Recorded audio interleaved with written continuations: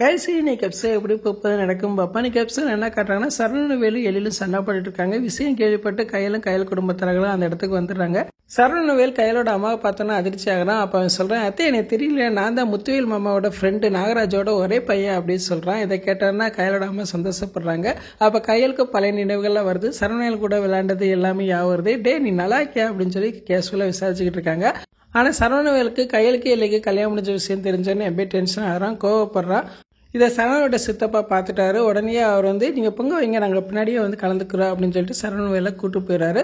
சரவணவேலை சமாதானப்படுத்துறாரு. ஆனால் சமாதானமே ஆக மாட்டான். அவளுக்காக நான் எத்தனை வருஷம் காத்துக்கிட்டு இருந்தேன் தெரியுமா, அவ எனக்கானவ, அவ எனக்கு தான் வேணும். எல்லாத்துக்கும் பிரச்சனை இருக்கிறது அந்த எலியில தான். அந்த எலியில வெட்டி போட்டு நான் இப்பயே கையில் கழுத்த தாலி கட்ட போறேன்னா இல்லையா பாரு அப்படின்னு சொல்லிட்டு கிளம்பி போறான். வேற அவர் எல்லாத்தையும் எடுத்து சொல்றாரு, நீ மட்டும் அவனை வெட்டி போட்டா கையில் உன்னை ஏத்துக்குருவாள், காலப்பூரம் உன்னை ஜெம்ம எதிரியா பாப்பா, நீ கொஞ்சம் பொறுமையாரு அப்படின்னு சொல்லிக்கிட்டு இருக்காங்க.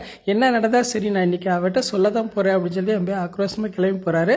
அங்க பார்த்தா ஊர் பொதுமக்கள் எல்லாருமே கையில் குடும்பத்தாள்கிட்ட பெரிய பிரச்சனை பண்றாங்க. என்ன தைரியத்துல இந்த ஊருக்கு வந்தீங்க, எங்கம்மா புருஷன் போது இந்த ஊரை விட்டு போறீங்களா இல்லையான்னு சொல்லி சத்தம் போடுறாங்க. இப்போ கையில் அவங்க குடும்பத்தை எல்லாருமே நடந்த விஷயத்த சொல்ல ட்ரை பண்றாங்க. ஆனால் அவங்க கேட்க மாட்டாங்க. இப்போ வெளியே போறீங்களா இல்லையான்னு சொல்லி பெரிய கைகலப்பே ஆகுது.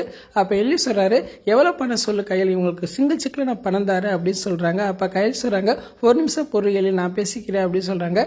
எங்க அப்பா வாங்கின பணத்தை ஒரே வருஷத்துல உங்களுக்கு நான் திருப்பி கொடுக்குறேன், அதுக்குள்ளேயே எங்க அப்பா மேல எந்த தப்பு இல்லைன்னு சொல்லி நான் நிரூபிக்காம இந்த ஊரை விட்டே போக மாட்டேன் அப்படின்னு சொல்லி சவால் வர்றாங்க. இதை கேட்டோன்னே தர்மலிங்கம் வடிவம் அதிர்ச்சி ஆகிறாங்க. போச்சு, நம்ம வசமா மாட்ட போறோம், இப்ப என்னதான் செய்ய போறதுன்னு சொல்லி ரெண்டு பேரும் முழிக்கிறாங்க. இன்னைக்கு எபிசோட் இப்படிதான் போகுது. கையில் சொல்றதுலேயே தெரியுது இந்த சீரியல் இனி 1 மாசத்துக்கு 2 மாசத்துக்கு இதே கோயிலை வச்சுதான் காட்ட போறாங்க.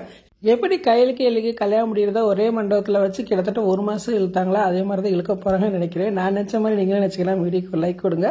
ஃபுல் வீடியோ பார்த்துட்டு பேசுவோம். இந்த வீடியோ பிடிச்ச வீடியோக்கு லைக் கொடுத்துட்டு மறக்காம சப்ஸ்கிரைப் பண்ணுங்க. தேங்க்யூ.